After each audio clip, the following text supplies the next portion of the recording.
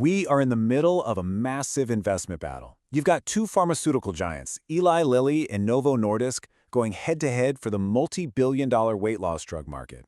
But if you look a little closer, this is so much more than just a product race. It's a classic Wall Street showdown. We're talking explosive growth versus disciplined value. All right, so here's our game plan. First, we're going to break down who these companies really are at their core. Then, we'll dig into their blockbuster drugs and the, frankly, surprising profits they're pulling in. After that, we'll follow the money to see their completely different financial playbooks, look ahead at what's coming next, and finally, help you figure out which of these titans might just fit your own investment style. You know, to really get this rivalry, you first have to understand that these companies are just built differently. It's not just about the drugs they sell, it's about their fundamental identity. It's the classic tale of a laser-focused specialist versus a diversified giant. And this slide just lays it all out perfectly.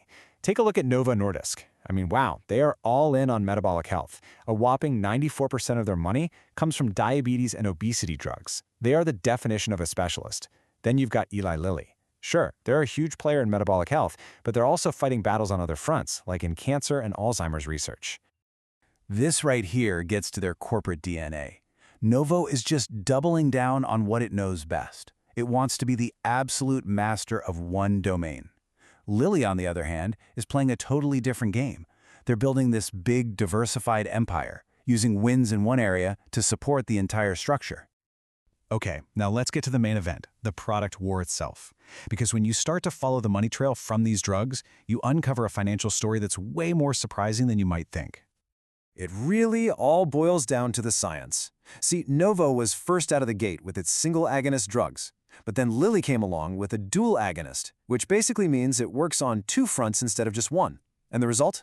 Well, the clinical data speaks for itself. An average weight loss of around 21% for Lilly's drug, which handily beats Novo's 15%. And that superior performance? It isn't just a number in a lab report. It has completely changed the game in the real world.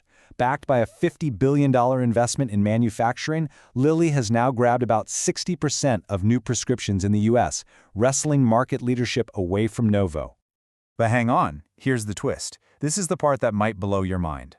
For all of Lilly's momentum, for its stock price being way higher, their total revenues are practically identical. We're talking less than a 3% difference. It's an incredible parity that the stock market just seems to be totally ignoring. So if the revenue is basically the same, where's the disconnect? Well, it comes down to one word: efficiency. Novo Nordisk is an absolute efficiency engine. Just look at those margins. They are crushing Lilly on every single metric. Novo keeps over 34 cents of profit for every dollar of sales, while Lilly keeps just 23.5 cents. And here's the bottom line. That incredible efficiency translates directly into a huge difference in cold, hard cash. Novo Nordisk is on track to rake in about $16.1 billion in profit this year. That's a full 50% more than Eli Lilly. The takeaway is simple. As of right now, Novo is just flat out the more profitable company. So this huge difference in profitability isn't an accident. It's directly tied to two completely different strategies for how they use their cash. And this, right here, is what defines the core investment thesis for each of them. This is where you can see those different philosophies in action.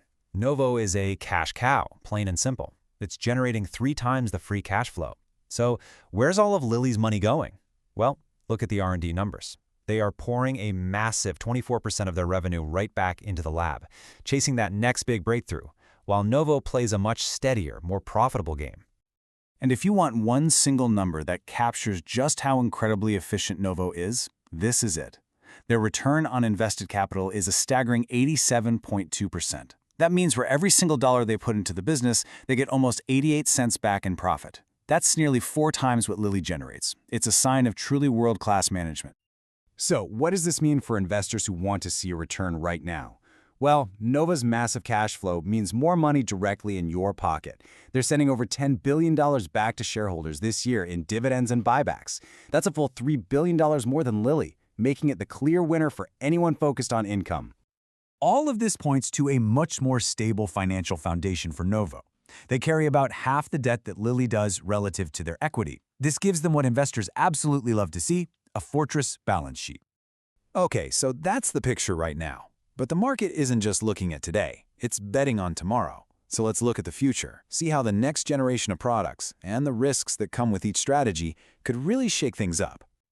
Right, the next frontier is all about oral medication, the pill. In early 2026, this battle is going to heat up. Novo is planning to launch an oral version of Wegovy, but here's the catch. It requires the patient to fast. Hot on their heels, Lilly expects approval for its pill, which has no fasting requirements at all.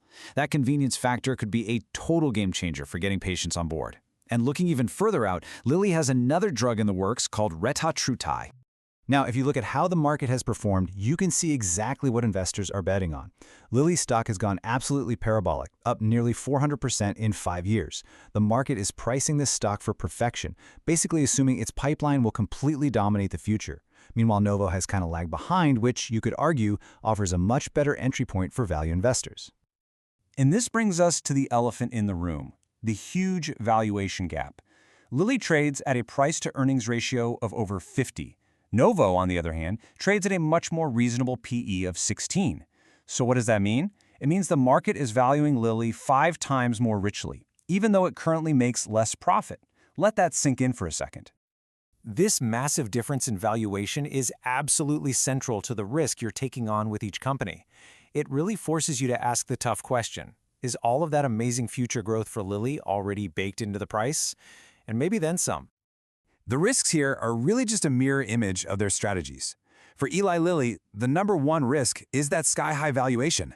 At 50 times earnings, any little hiccup, a pipeline delay, a manufacturing problem, could cause a pretty serious crash. For Novo Nordisk, the risk is being out-innovated. They could keep losing market share because of their lower R&D spend. Okay, so we've looked at the products, we've gone through the finances, and we've peeked into the future. Let's bring it all home and summarize which type of investor each of these pharma titans really appeals to. At the end of the day, the choice here isn't about which company is objectively better. It's all about which one aligns with your personal investment philosophy. Eli Lilly is the textbook growth play. You buy it if you believe in their pipeline and you prioritize that future momentum over today's price. Novo Nordisk is the classic value play. You buy it if you want a super profitable cash cow at what looks like a bargain, and you prioritize high margins, dividends, and financial safety. And that leaves us with the ultimate multi-billion-dollar question. In this epic clash of titans, which strategy is going to win out? Will it be Lilly's aggressive, all-out blitz on innovation and growth, or will Novo's steady, profitable, value-generating machine prove to be the more durable strategy in the long run? The answer to that is going to define the next chapter for this entire market.